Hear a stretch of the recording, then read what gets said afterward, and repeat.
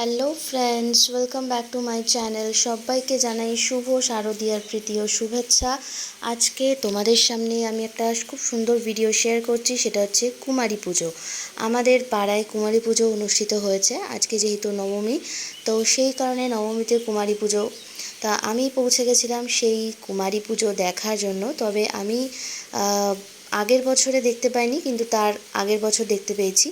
তো সেই জন্য আমি এই বছরে প্ল্যান করেই রেখেছিলাম যে যখনই কুমারী পুজো হোক আমি দেখতে যাব। তবে হ্যাঁ, এই যে কুমারী পুজো, এটা কিন্তু আমরা মনে করে থাকি যে স্বয়ং মা দেবীকেই আমরা কুমারী রূপে পুজো করছি।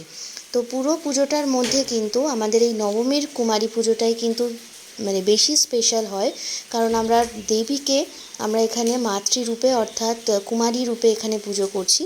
তো সেটার জন্য সেটা আমাদের কাছে খুব স্পেশাল, এবং তার যে অ্যারেঞ্জমেন্ট সেটা সকাল থেকেই আমাদের পাড়ায় আয়োজিত হয়েছে, মানে মণ্ডপের মধ্যে সেই কুমারী পুজো করার জন্য। এবং কুমারী পুজো অনেকক্ষণ আগেই শুরু হয়ে গেছিলো। আমি পুরো পুজোটাই কিছু কিছু টেক নিয়ে তোমাদের সাথে শেয়ার করেছি, কারণ পুরো পুজোটা শেয়ার করতে গেলে প্রচুর বড় হয়ে যেত ভিডিওটা।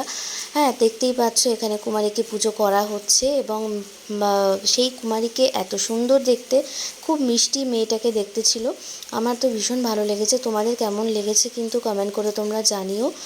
আর কুমারী পুজো আমি শুনলাম যে সব জায়গায় হয় না, কোনো কোনো জায়গায় হয়। তবে আমাদের মানে আমি এখানে খুব লাকি বলতে পারো যে আমাদের পাড়ায় দুর্গাপুজোতে কিন্তু কুমারী পুজো হয়, আর সেটাই আমরা দেখতে পেয়েছি, এবং সেটা দেখার সৌভাগ্যও খুব কম লোকেরই হয়। তো যাই হোক, আমাদের এখানের কুমারী পুজোটা আজকে অনুষ্ঠিত হয়েছে, সেটার ভিডিওটা তোমাদের সাথে শেয়ার করলাম। আর মেয়েটা কিন্তু অনেকক্ষণ ধৈর্য ধরে বসেছিল। হ্যাঁ, আমার তো দেখে খুব ভালো লেগেছিল। আর কুমারী পুজো হয়ে যাওয়ার পরে আমাদের হোমযজ্ঞও হয়েছিল, কিন্তু তোমাদের সাথে আমি হোমযজ্ঞর ভিডিওটা আমি শেয়ার করতে পারিনি। আর প্রথমে সেই মেয়ে এত নবরূপে তাকে, মানে নতুন রূপে তাকে সাজিয়ে এত সুন্দর করে মানে পুজো করা হয়। তবে এই কুমারী পুজোর যে বিশেষত্ব সেটা হচ্ছে, আমরা মনে করি যে প্রত্যেকটা শিশুর মধ্যেই ভগবানের বাস, বা প্রত্যেকটা শিশুই হচ্ছে মানে ভগবানের রূপ। তাই জন্য কিন্তু আমরা এখানে দেবীকে মানে মা দুর্গাকে কুমারী রূপে পুজো করা হয়। আর এই কুমারী রূপে মা আমাদের কাছে আসেন, হ্যাঁ, যে আমাদের মনের ইচ্ছা কুমারী রূপে পূর্ণ করার জন্য। তো সেই কারণেই কিন্তু আমরা এখানে কুমারী রূপে পুজো করা হয় ভগবানকে বা দেবীকে। তো এই কুমারী পুজোটা যেরকম আমরা বেলুড় মঠে দেখে থাকি, সেটাও খুব স্পেশাল হয়। হ্যাঁ, তবে আমাদের এখানকার কুমারী পুজোটাও কিন্তু খুবই দারুণ হয়েছিল। তোমরা আর কারা কারা কুমারী পুজো দেখেছো বা কোথায় দেখেছো সেটা কিন্তু অবশ্যই আমাকে কমেন্ট করে জানাতে ভুলো না। আর আমার এই ভিডিওটা কেমন লেগেছে সেটাও কিন্তু আমাকে জানিও। তবে খুব ছোট্ট করে ভিডিওটা করেছি, আশা করি তোমাদের ভালো লাগবে। ভালো লাগলে একটা লাইক করে দিও।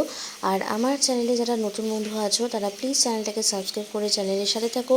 তোমাদের সাথে আবার পরবর্তী অন্য কোনো ভিডিওতে দেখা হবে। তোমরা খুব ভালো থেকো, সুস্থ থেকো। আর হ্যাঁ, খুব সাবধানে দুর্গাপুজোটা এনজয় করো। আর আর কি বলবো বলো, নবমী তো চলেই এসছে, আর এখানে পুজো তো শেষ হয়েই যাবে। আর একটা দিনের অপেক্ষা, তারপরেই পড়ে যাবে দশমী। তো আশা করব পরের বছর তোমাদের পুজো খুব ভালোভাবে কাটবে।